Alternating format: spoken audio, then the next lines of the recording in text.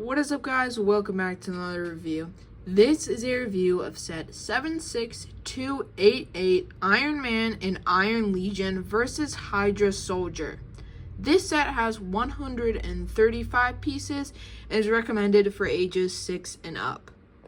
This set comes with 4 minifigures: Iron Man, 2 Iron Legion, and an Hydra Soldier. So let's dive into the minifigures. Starting off with Iron Man. Now, I would compare him to the other versions of Iron Man that we've gotten, but that is going to be for a different video.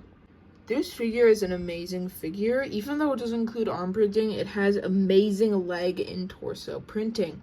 So it obviously has these pieces that make it seem like he's flying, as well as his repulsors, which are in a translucent blue, light blue, but you can also swap them out for some studs.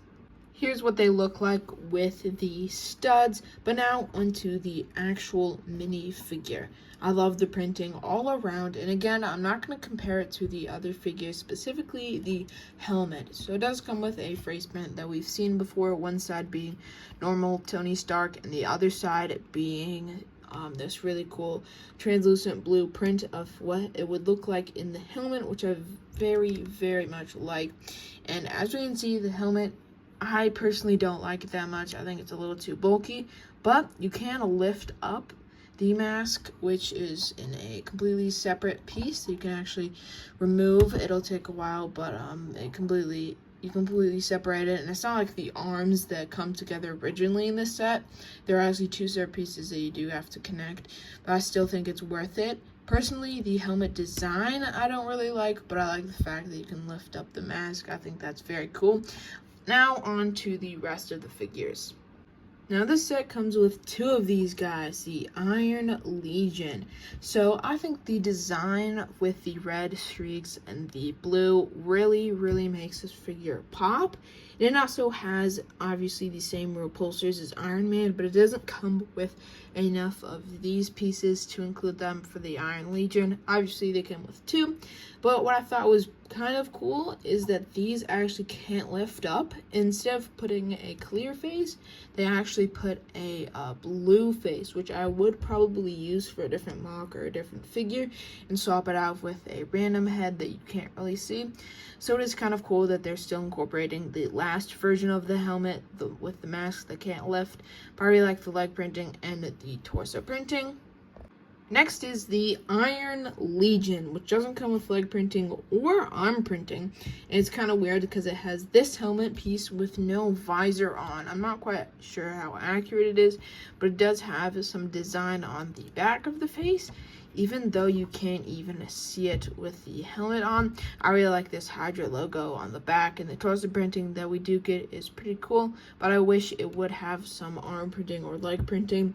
It also comes with the updated version of the stud shooter, which personally I don't like unless it's on like a turret, but when you put them in hand, it doesn't seem that cool. I mean, it launches pretty far and stuff, but the design doesn't really look good for playability, and I wish it was a little bit smaller. Now onto the build, which technically this isn't a battle pack, but I really like to refer it as a battle pack because it comes with a bunch of figures that you would get in multiple sets. Like you can buy multiple of these, except for Iron Man, of course, but I think that is a small price to pay for getting this because it actually comes with a really good battle pack build. It comes with technically 3 turrets here, 2 of these same on the top of the towers, as well as 1 giant turret that you can arm using those updated stud shooters again.